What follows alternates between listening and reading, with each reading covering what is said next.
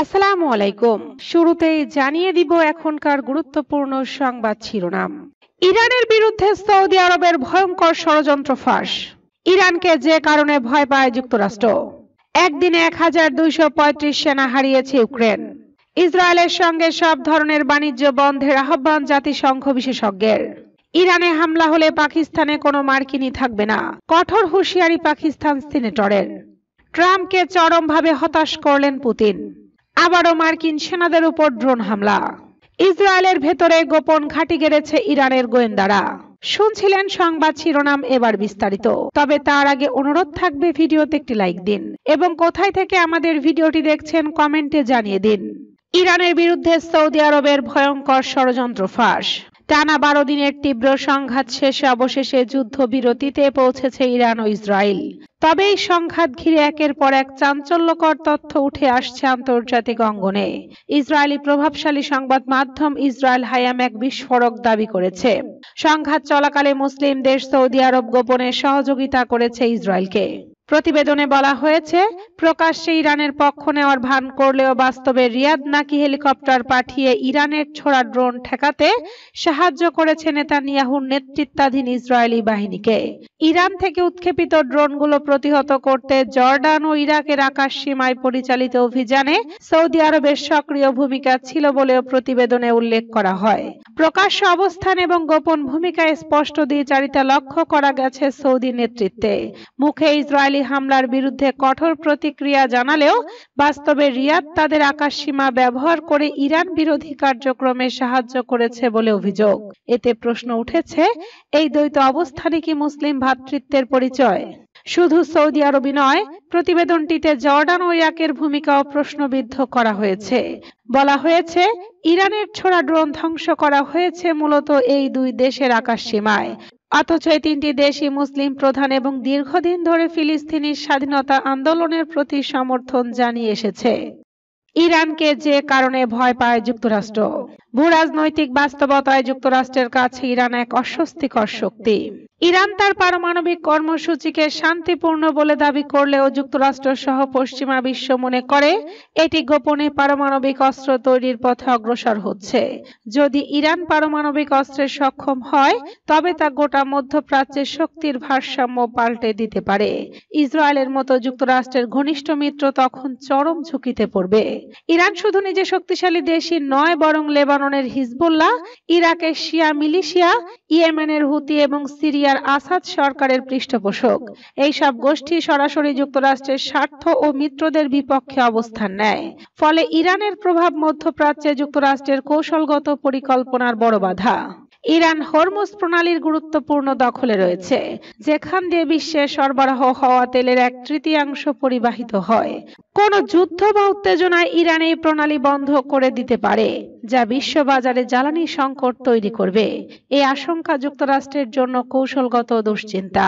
যুক্তরাষ্ট্রের চাপিয়ে দেওয়া কঠোর নিষেধাজ্ঞা সত্ত্বেও ইরান দীর্ঘদিন ধরে টিকে আছে এবং বিকল্প পথ বের করেছে, যেমন চীন ও রাশিয়ার সঙ্গে বাণিজ্য ও স্থানীয় উৎপাদনশীলতা বাড়ানো ইত্যাদি। এ অব্যাহত প্রতিরোধ যুক্তরাষ্ট্রের চাপের কূটনীতিকে চ্যালেঞ্জ করে। ইরানের 1979 সালের ইসলামী বিপ্লবের পর থেকে দেশটি অ্যান্টি ওয়েস্টার্ন মতবাদ প্রচার করে, বিশেষ করে যুক্তরাষ্ট্রকে শয়তান আখ্যায়িত করে। এই মতবাদ শুধু ইরানের অভ্যন্তরে নয়, বিশ্বব্যাপী মার্কিন বিরোধী গোষ্ঠীগুলোকে প্রেরণা দেয়। ইরান শুধু সামরিক বা পারমাণবিক নয়, বরং সাইবার আক্রমণের দিক থেকেও শক্তিশালী হয়ে উঠছে। তারা বহুবার মার্কিন অবকাঠামো, ইসরায়েলি সিস্টেমে সাইবার হানা দিয়েছে বলে অভিযোগ করেছে। ইসরায়েল, সৌদি আরব, সংযুক্ত আরব আমিরাত, এই সব যুক্তরাষ্ট্র ঘনিষ্ঠ রাষ্ট্রের সঙ্গে ইরানের বৈরিতা প্রকট। এই বৈরিতা নতুন যুদ্ধের জন্ম দিতে পারে, যেটির মধ্যেই যুক্তরাষ্ট্র জড়াতে বাধ্য হতে পারে। ইরান একটি পরাশক্তি না হলেও তার কৌশলগত অবস্থান, আঞ্চলিক প্রভাব, পারমাণবিক সক্ষমতা ও আদর্শিক অবস্থান যুক্তরাষ্ট্রের জন্য একটি ক্রমাগত উদ্বেগের বিষয়। একদিনে 1235 সেনা হারিয়েছে ইউক্রেন। রুশ বাহিনীর সঙ্গে সম্মুখ যুদ্ধে ইউক্রেনীয় সেনাবাহিনী একদিনে 1235 জনেরও বেশি সেনা হারিয়েছে। বৃহস্পতিবার এক বিবৃতিতে তথ্য জানায় রাশিয়ার প্রতিরক্ষা মন্ত্রণালয়। এদিকে ইউক্রেনের হামলায় রাশিয়ার কুরস্ক অঞ্চলে রুশ নৌবাহিনীর উপপ্রধান ও ইউক্রেনের বিরুদ্ধে যুদ্ধরত একটি ব্রিগেডের প্রধান মেজর জেনারেল মিখাইল গুতকভ নিহত হয়েছেন। বৃহস্পতিবার রাশিয়ার প্রাইমরি অঞ্চলের গভর্নর ওলেগ কোঝেমিয়াকো দেশটির নৌবাহিনীর উপপ্রধানের মৃত্যুর তথ্য নিশ্চিত করেছেন। সর্বশেষ পরিসংখ্যানে দেখা গেছে, ইউক্রেনীয় সেনাবাহিনীর রাশিয়ার ব্যাটল গ্রুপ নর্থের দায়িত্বপ্রাপ্ত এলাকায় প্রায় 175 সেনা, একটি সাঁজোয়া যান এবং 6টি আর্টিলারি হারিয়েছে। ইসরায়েলের সঙ্গে সব ধরনের বাণিজ্য বন্ধের আহ্বান জাতিসংঘ বিশেষজ্ঞের। বিশ্ব সম্প্রদায়ের প্রতি ইসরায়েলের সঙ্গে সব ধরনের বাণিজ্য আর্থিক সম্পর্ক ছিন্ন করার আহ্বান জানিয়েছেন অধিকৃত ফিলিস্তিনি ভূখণ্ড বিষয়ক জাতিসংঘের বিশেষ রাপোর্টিয়ার ফ্রান্সেসকা আলবানিজ। তার দাবি, ইসরায়েল বর্তমানে গণহত্যার অর্থনীতি পরিচালনা করছে এবং এ কর্মকাণ্ড বন্ধ করতে হলে আন্তর্জাতিক সহায়তা ও অস্ত্র সরবরাহ পুরোপুরি বন্ধ করতে হবে। তিনি বলেন, ইসরায়েল আধুনিক ইতিহাসের অন্যতম নিষ্ঠুর গণহত্যার জন্য দায়ী। অধিকৃত ফিলিস্তিনি ভূখণ্ডের অবস্থা এখন ভয়াবহ। আলবানিজ জাতিসংঘে তার উপস্থাপিত প্রতিবেদনে জানান, ইসরায়েলের দমন পীড়ন ও সহিংসতায় সহায়তাকারী বেশ কিছু কর্পোরেট প্রতিষ্ঠানের নাম রয়েছে। এসব প্রতিষ্ঠানের কেউ ইসরায়েলি অবৈধ বসতি সম্প্রসারণে সাহায্য করছে, কেউ দিচ্ছে নজরদারি প্রযুক্তি, আবার কেউ সরাসরি ফিলিস্তিনিদের হত্যা ও নিপীড়নে ভূমিকা রাখছে। ইরানে হামলা হলে পাকিস্তানে কোনো মার্কিনি থাকবে না, কঠোর হুঁশিয়ারি পাকিস্তানি সিনেটরের। মধ্যপ্রাচ্য জুড়ে যুদ্ধের আশঙ্কা যখন প্রবল, তখন ইরানের বিরুদ্ধে সম্ভাব্য আগ্রাসনের প্রেক্ষিতে পাকিস্তান থেকে সরাসরি হুঁশিয়ারি দিলেন দেশটির প্রভাবশালী শিয়া আলেম ও সিনেট সদস্য আল্লামা রাজা নাসির আব্বাস জাফরি। তিনি দৃঢ় ভাষায় বলেন, ইরানে হামলা হলে পাকিস্তানে কোনো আমেরিকান নিরাপদে থাকতে পারবে না। ট্রাম্প কিংবা নেতানিয়াহু যখন আন্তর্জাতিক আইন মানে না, তখন আমরা চুপ থাকব না। আল্লামা জাফরির মতে, ইরানের বিরুদ্ধে আগ্রাসন শুধু একটি দেশের উপর নয়, পুরো মুসলিম উম্মার বিরুদ্ধে যুদ্ধ ঘোষণা। এর জবাব হবে সর্বাত্মক ও ভয়াবহ। তিনি ইরানের সর্বোচ্চ নেতা আয়াতুল্লাহ আলী খামেনিকে ইসলামী উম্মার ধর্মীয় নেতা রূপে উল্লেখ করে বলেন, যে ব্যক্তি আয়াতুল্লাহ খামেনিকে হুমকি দেবে সে আল্লাহর শত্রু। ইসলাম অনুযায়ী তার শাস্তি মৃত্যুদণ্ড। ট্রাম্পকে চরমভাবে হতাশ করলেন পুতিন। প্রায় 3.5 বছর ধরে চলমান রাশিয়া ইউক্রেন যুদ্ধ থামানোর ব্যাপারে কথা বলতে রুশ প্রেসিডেন্ট ভ্লাদিমির পুতিনকে ফোন করেছিলেন যুক্তরাষ্ট্রের প্রেসিডেন্ট ডোনাল্ড ট্রাম্প।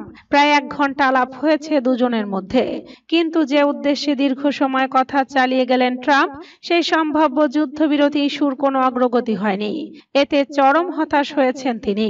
আর এই হতাশার কথা লুকাতেও পারেননি মার্কিন প্রেসিডেন্ট। বৃহস্পতিবার বন্ধু পুতিনের সঙ্গে দীর্ঘ ফোন আলাপের পর ট্রাম্প সাংবাদিকদের বলেন, আজ প্রেসিডেন্ট পুতিনের সঙ্গে কথোপকথনে আমি অত্যন্ত হতাশ হয়েছি, কারণ আমি মনে করি না তিনি যুদ্ধ থামাতে চাইছেন। এটা খুবই দুঃখজনক। ট্রাম্পের সঙ্গে ফোন আলাপ নিয়ে এখন পর্যন্ত নিজে কোনো মন্তব্য করেননি রুশ প্রেসিডেন্ট পুতিন।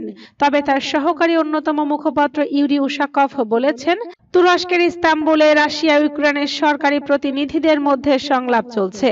ট্রাম্পের সঙ্গে ফোন আলাপে সেটির উপর গুরুত্ব দিয়েছেন তিনি। আবারও মার্কিন সেনাদের উপর ড্রোন হামলা। ইরাকি বিমানবন্দরের কাছে মার্কিন সেনাদের আবাসস্থলে ড্রোন হামলা হয়েছে, তবে সেটি লক্ষ্যবস্তুতে আঘাত হানার আগেই ভূপাতিত করা হয়েছে। নিরাপত্তা সূত্র বিষয়টি নিশ্চিত করেছে। বৃহস্পতিবার রাতে আরবিল বিমানবন্দরের কাছে একটি ড্রোন আটক করা হয়। সেখানে ইরাকের স্বায়ত্তশাসিত কুর্দিস্তান অঞ্চলে মার্কিন নেতৃত্বাধীন জিহাদি বিরোধী জোটের সেনারা অবস্থান করছে।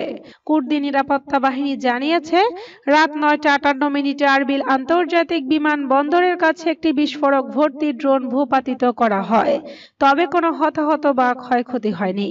আন্তর্জাতিক জিহাদি বিরোধী জোটের সামরিক ঘাঁটি সহ আরবিল বিমানবন্দরে পূর্ববর্তী বছরগুলোতে বারবার রকেট ও ড্রোন হামলা হয়েছিল। ইরানের সঙ্গে ইসরায়েল যুক্তরাষ্ট্রের সংঘাত ঘিরে ইরাকে মার্কিন ঘাঁটিগুলোতে নতুন আক্রমণ শুরু হয়। এরই ধারাবাহিকতায় সর্বশেষ হামলাটি হলো। ইসরায়েলের ভেতরে গোপন ঘাঁটি গেড়েছে ইরানের গোয়েন্দারা। ইরানের হয়ে গুপ্তচর বৃত্তি এবং নিরাপত্তা হুমকির অভিযোগে ইসরায়েলি নিরাপত্তা বাহিনী ৩ নাগরিককে আটক করেছে। গোয়েন্দা সংস্থা শিন বেতের সহায়তায় গত মাসের 14-15 তারিখের মাঝামাঝি সময়ে তাদের গ্রেফতার করা হয়। সাম্প্রতিক অভিযুক্তদের বিরুদ্ধে আনুষ্ঠানিকভাবে অভিযোগ গঠন করে ইসরায়েলি কর্তৃপক্ষ। ইরানের পক্ষে কাজ করে সব এজেন্ট নিজেদের পরিচয় দিতেন বামপন্থী হিসেবে। গোপন যোগাযোগে তারা ইসরায়েলি নাগরিকদের নানা লোভনীয় প্রস্তাব দিয়ে নিয়োগ করেছিল।